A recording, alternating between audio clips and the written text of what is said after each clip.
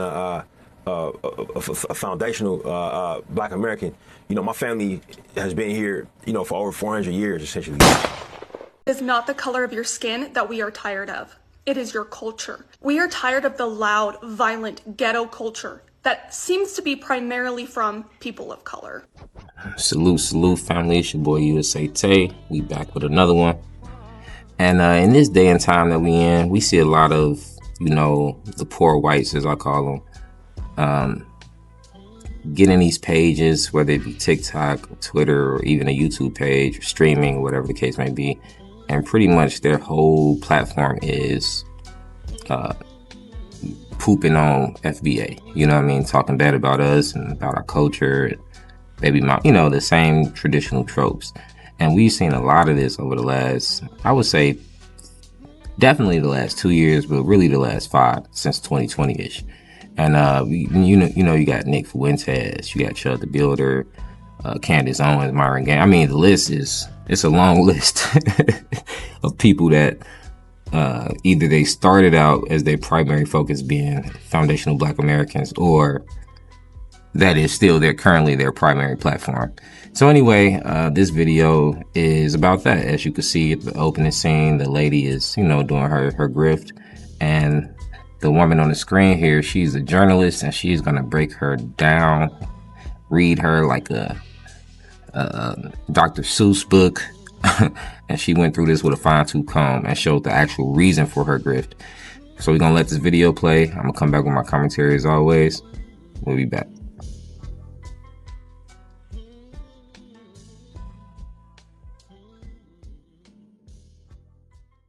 It is not the color of your skin that we are tired of.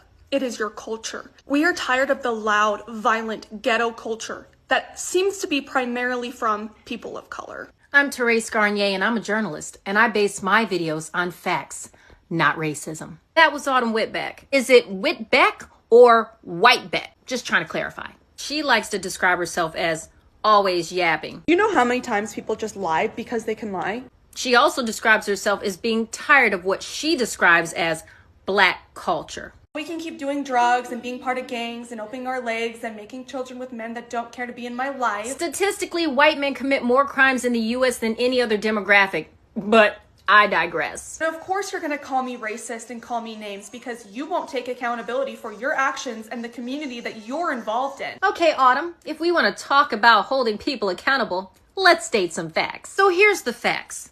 I see you live in Ogden, Utah, which has a predominantly white community at 76%, with only 1.8% being Black. Yet, Utah residents have filed for bankruptcy roughly twice as often as homes have entered foreclosure during 2025. That being said, I see you and your husband Jake own, at least for now, a house that was assessed to be valued at around $300,000. Ah, what's that I hear? Are you and your husband, little Jakey Poo, having money problems? You're a bunch of liars. We'll get back to that one in a minute. This is your husband, right? And if so, why does your husband's page say he's single? Anyways, back to the point.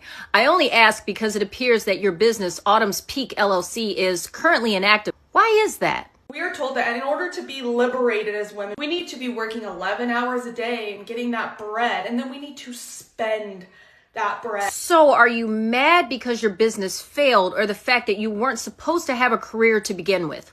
I'm confused. We need to work our life away so that we can be over consumers. But isn't that what you're doing? Based on all my research, it would appear that you and little Jakey Poo just filed for bankruptcy in March. It must be that good credit/credit score white folks keep talking about. Or were y'all just living above your means? Blah, blah, blah, blah, blah. Shut up. Yet you want to talk about Black culture and holding people accountable, but you can't even pay your own bills. Why are women so unhappy? Why are women so unfulfilled? Who's holding you accountable for racking up debt that you can't pay back? When it all goes to shit, I can just point my finger at the white man and say that it's his fault, not mine. That being said, I would suggest that you either learn how to white better, or you could just keep projecting your anger and your failures onto Black folk.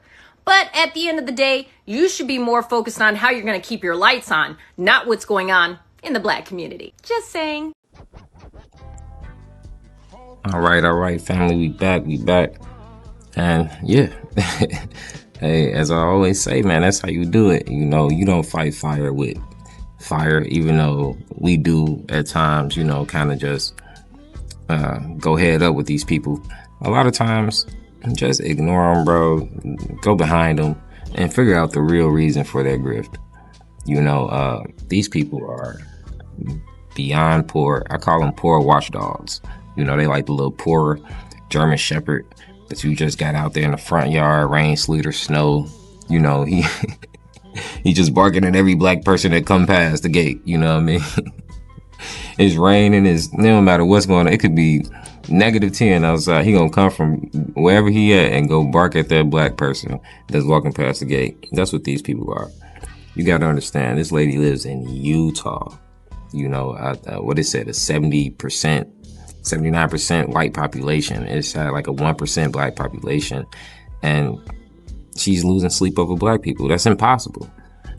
It's impossible. So when you understand that it's not really black people that she cares about, maybe she really don't like us, maybe she do, who cares? It's the fact that she's actually going broke. And she understands that, wait, in America, I'm a white woman. I can make money shitting on black people. Like, that's an actual lane. Like, that's an actual opportunity. And to me, that's the bigger story. It's not what she's saying. It's not what these people saying. It's why they're saying it. They're saying it because anti-black commentary is $1 million industry. And I think we need to fully understand that a lot of these people, the black ones, the white ones, all of them, they are grifters and hustlers. And it's not that they don't believe what they're saying, because we're not excusing them for what they're doing. But these people are doing it because it makes money. Charleston White, he does it because it makes money. Chud the Builder did it because it made money. And Chud the Builder even said, hey, I lost my job, I lost my house, I lost my family. You know, this is the only way I can make money. The only way Chud the Builder could make money was literally going on live stream antagonizing black people. Like, just let that sit there for a second. And so we must understand the day and the time that we are in. A lot of these people are really hustlers. And I do think it's kind of like you create the energy for yourself. So let's say maybe you don't dislike black people, but you know I can make money going out here antagonizing black people or just talking ish about black people in general. And so you begin to do that. You embark on that journey. And because of that, black people start to come at you in a certain type of way. Well, now you look at it as like, maybe I don't really dislike, I'm just trying to make some money. So you get offended that black people are getting offended. And this makes you go even harder. It's like a sick, weird thing, you know. And again, like I always say, don't take these people serious. Do not get mad. You know, roast back. Go behind them like Therese Gagne did here and figure out the reason why, you know. And understand that we are dealing with one of the softest, poorest generations of white Americans that we've ever encountered. And that's the reason for their hostility. They're not hostile because they're rich and powerful. They're hostile because they lack power. They are the watchdogs of society. You know, they hide behind religion. Most of them are conservative, quote unquote, love God, God first, and all this and all that. And it's all a farce. It's all just a part of the watchdog makeup. And so as we continue to fight the good fight and stand tall out here, family, I just don't want you guys to get discouraged by grifters like this and see things like this and feel like it's actually something to be taken serious, because it's not. I'm about to get up out of here, family. Smash that like button. We're going to race to 100 subscribers. Stay focused. Stay on code. I'm out.